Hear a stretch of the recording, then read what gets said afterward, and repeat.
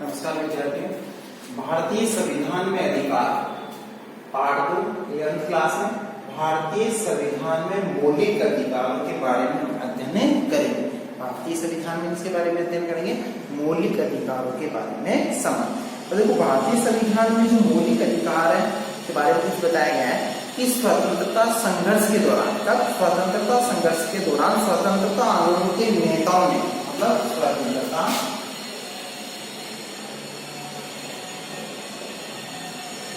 संघर्ष के दौरान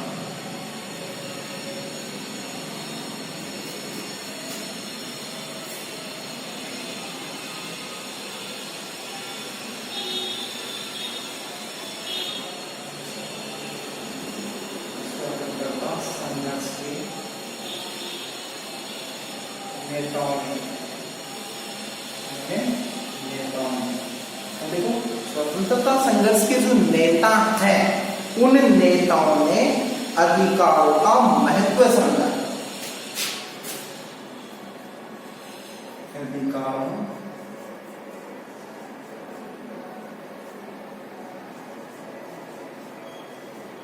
का महत्व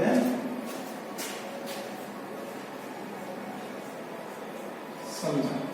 ठीक है, स्वतंत्रता संघर्ष के दौरान स्वतंत्रता संघर्ष के नेताओं ने अधिकारों का क्या समझा, महत्व समझा, यानी इसकी इंपॉर्टेंस समझी कि अधिकार हमारे लिए कितने आवश्यक हैं और मांग की कि अंग्रेज शासकों को जनता के अधिकारों का आदर करना चाहिए। मांग करने लगी अंग्रेज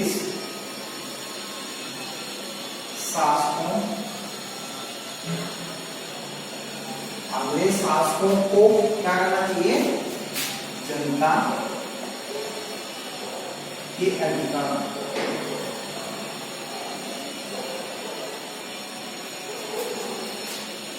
क्या करें, आदर, मतलब उनको सम्मान दे। मतलब मांग करने लगे कि अंग्रेज शासकों, मतलब अंग्रेज शासकों को क्या करना चाहिए कि जनता के अधिकारों की रक्षा करनी चाहिए या उनका सम्मान करना चाहिए। ऐसी मांग हमारे यहाँ के स्वतंत्रता संघर्ष के नेताओं के द्वारा की जाने लगी। ठीक है, अधिकार तो 1928 में क्या किया गया, 1928 में मोतीलाल नेहरू समिति ने 1928 में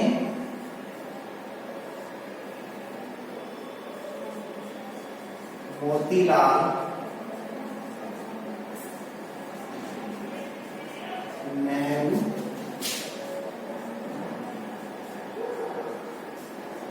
समिति, मतलब 1928 में मोतीलाल नेहरू समिति ने मांग की, क्या मांग की कि अधिकारों के एक घोषणा पत्र की मांग उठाई।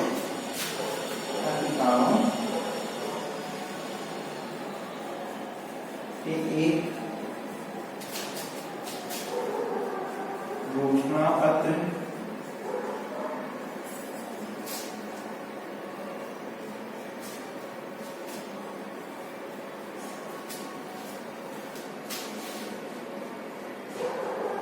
मांग करने लगी।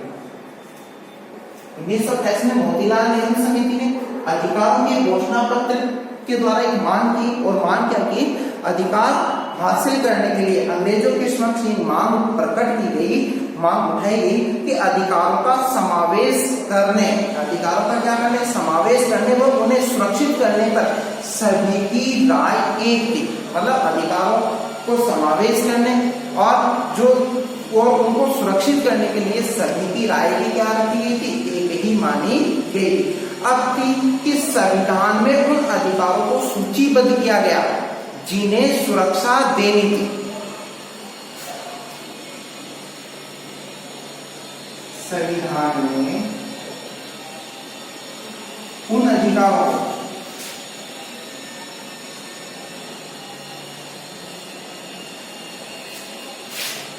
क्या किया गया, सूचीबद्ध। किन अधिकारों को सूचीबद्ध किया गया, जिन्हें क्या देनी थी, जिन्हें सुरक्षा यानी सुरक्षा देना था। मतलब संविधान में उन अधिकारों की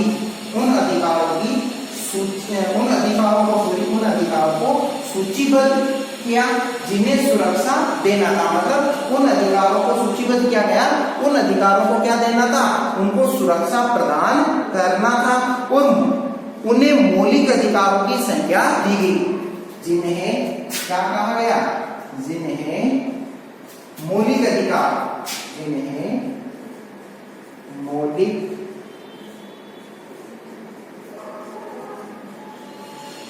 अधिकार की संज्ञा दी। मतलब इनको किसकी संज्ञा दी गई, मौलिक अधिकारों की संज्ञा दी गई, इनको मौलिक अधिकारों की संज्ञा दी गई। और जैसा कि नाम से भी स्पष्ट है, नाम से कैसे स्पष्ट है कि मौलिक अधिकार अत्यंत महत्वपूर्ण है और इसलिए उन्हें संविधान में सूचीबद्ध किया गया। यह महत्वपूर्ण होते हैं, इसलिए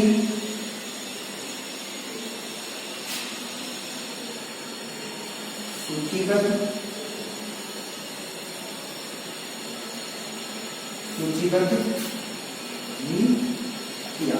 मतलब नाम से स्पष्ट है कि ये मौलिक अधिकार जो बहुत ही महत्वपूर्ण है और इसलिए इनको सूचीबद्ध करना की आवश्यकता, मतलब इनको ऐसी रूपरेखा देना, तय करना था जिससे कि क्या है कि व्यक्ति इन अधिकारों का इस्तेमाल किसके लिए कर सके, अपने हितार्थ, अपने फायदे के लिए कर सके। ठीक है, अब इसी के अंदर संविधान में सूचीबद्ध किया गया और सुरक्षा के लिए विशेष प्रावधान बनाए गए। सुरक्षा के लिए क्या किए गए, विशेष प्रावधान गढ़े गए। सुनिश्चित करता है, क्या सुनिश्चित करता है कि सरकार भी उनका उल्लंघन न कर सके। मतलब संविधान के अंदर मौलिक अधिकार ऐसे होने चाहिए जिससे सरकार भी उनका क्या नहीं कर पाए, उन अधिकारों का उल्लंघन नहीं कर पाए। मौलिक अधिकारों का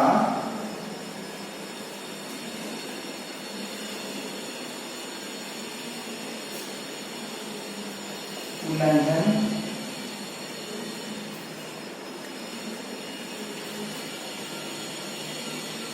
सरकार भी नहीं कर पाए। मतलब इस तरीके से उनको सूचीबद्ध करना है, इस तरीके से उनको सम्मिलित करना है जिन अधिकारों का उल्लंघन किसके द्वारा नहीं हो पाए, सरकार भी उनका उल्लंघन नहीं कर पाए। सरकार उनको क्या दे, सुरक्षा प्रदान करे। सरकार के द्वारा उन अधिकारों को क्या हासिल होनी चाहिए, सुरक्षा हासिल होनी चाहिए। और जो सुरक्षा हासिल हो यानी उल्लंघन न कर सके और मौलिक अधिकार हमारे अन्य अधिकारों से भिन्न है। मौलिक अधिकार क्या है, अधिकार तो खूब है लेकिन मौलिक अधिकार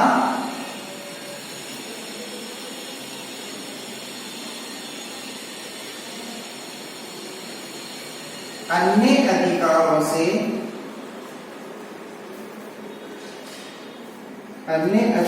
से भिन्न है। मतलब मौलिक अधिकार अन्य अधिकारों से क्या बताए गए, भिन्न बताए गए, इनमें डिफरेंस बताया गया, अंतर है। एक सामान्य अधिकार होते हैं, एक मौलिक अधिकार होते हैं, दोनों के अंदर अंतर बताया गया। ये संविधान के अंदर सजोए गए, ये किसके अंदर उल्लेखित है, संविधान के अंदर इन अधिकारों को, मौलिक अधिकारों को सुरक्षा प्रदान की गई। मौलिक अधिकारों की गारंटी, मतलब मौलिक अधिकारों की गारंटी सुरक्षा स्वयं संविधान करता है। मतलब मौलिक अधिकारों को सुरक्षा, मौलिक अधिकारों की गारंटी मतलब सुरक्षा, मतलब ये सुरक्षा किसके द्वारा, सुरक्षा संविधान देता है। मतलब मौलिक अधिकारों की गारंटी मतलब सुरक्षा, मतलब इनको सुरक्षा कौन प्रदान करता है, स्वयं संविधान ही इनको सुरक्षा प्रदान कर रहा है। स्वयं संविधान इनको क्या दे रहा है, सुरक्षा दे रहा है। संविधान का ये दायित्व है कि वो मौलिक अधिकारों की क्या करे, रक्षा करे, कोई भी इनका उल्लंघन नहीं कर पाए, वो सरकार हो चाहे सामान्य व्यक्ति। ठीक है, इसके साथ ही मौलिक अधिकारों में परिवर्तन के लिए संविधान में संशोधन करना पड़ता है। मतलब इनमें मौलिक अधिकारों में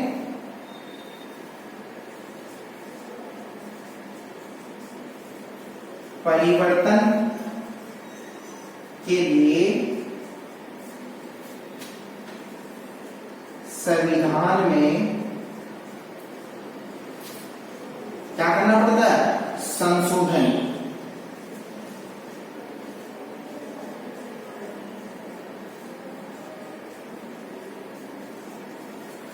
मतलब मौलिक अधिकारों में परिवर्तन के लिए संविधान में संशोधन करना पड़ता है। ऐसा नहीं कि किसी भी मौलिक अधिकार को हटा दिया, लगा दिया, ऐसा नहीं।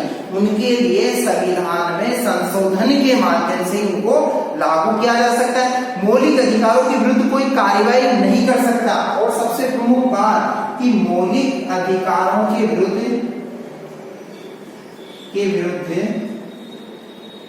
क्या नहीं की जा सकती, कार्यवाही नहीं की जा सकती है। मतलब मौलिक अधिकार इतने महत्वपूर्ण है कि इनके खिलाफ ना तो कोई कार्यवाही की जा सकती, इनमें परिवर्तन संविधान संशोधन के माध्यम से होता है। उनकी गारंटी मतलब उनकी सुरक्षा की गारंटी स्वयं संविधान की होती है। और ये मौलिक अधिकार अन्य अधिकारों से भिन्न है, मतलब सामान्य नियम के एक विशेष अधिकारों की श्रेणी के अंतर्गत ये मौलिक अधिकार आते हैं। सरकार के कार्यों से अगर मौलिक अधिकारों को रोकना है, मतलब उनको रोकने की शक्ति, मतलब मौलिक अधिकारों को रोकने की शक्ति, इसका उत्तरदायित्व न्यायपालिका के पास है। न्यायपालिका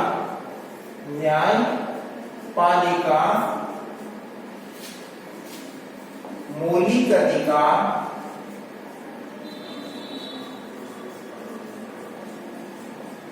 मौलिक अधिकारों के हनन को रोक सकती है। मतलब न्यायपालिका ही एक ऐसा साधन है जो मौलिक अधिकारों के हनन को क्या कर सकती है, रोक सकती है। रोकने का अधिकार उसी के पास में। और विधायिका या कार्यपालिका के किसी कार्य, विधायिका या कार्यपालिका के किसी कार्य या निर्णय से यदि मौलिक अधिकारों का हनन होता है, विधायिका या कार्यपालिका के किसी कार्य से अगर मौलिक अधिकारों का हनन होता है या उन पर अनुचित प्रतिबंध लगाया जाता है तो न्यायपालिका उसे अवैध घोषित कर सकती है। मतलब विधायिका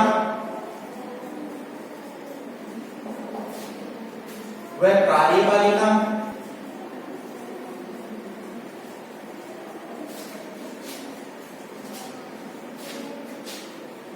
किसी कार्य से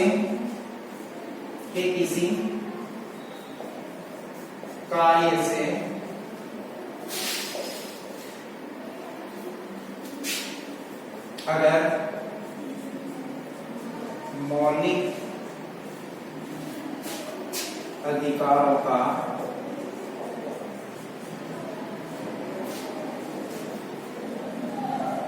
हनन होता है तो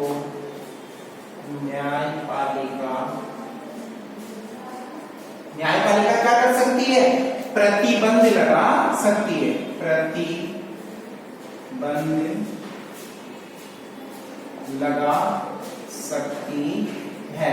मतलब ये अधिकार किसके पास में, विधायिका और कार्यपालिका के किसी कार्य से अगर मौलिक अधिकारों का क्या हो रहा है, हनन हो रहा हो, तो उस हनन की दृष्टि में, यानी हनन हो रहा होता है तो उस समय न्यायपालिका उन कार्यों पे क्या लगा सकती है, प्रतिबंध लगा सकती है। प्रतिबंध का दायित्व किसके पास में होता है, न्यायपालिका के पास में होता है, यानी अवैध घोषित कर सकती। मौलिक अधिकार निरंकुश या असीमित अधिकार नहीं। मौलिक अधिकार क्या नहीं है? मौलिक अधिकार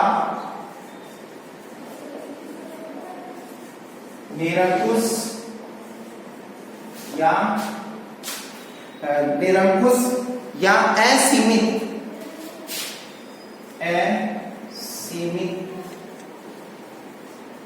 अधिकार नहीं है, यानी मौलिक अधिकार निरंकुश या असीमित अधिकार नहीं है। मौलिक अधिकार क्या नहीं है? ना तो वो निरंकुश है, ना असीमित अधिकार किसी भी प्रकार के ये नहीं है। सरकार मौलिक अधिकारों के प्रयोग पर औचित्यपूर्ण प्रतिबंध लगा सकती है। सरकार क्या कर सकती है? सरकार मौलिक अधिकारों पर, अब सरकार मौलिक अधिकारों पर प्रतिबंध लगा सकती है, लेकिन कैसा प्रतिबंध लगा सकती है? वो औचित्यपूर्ण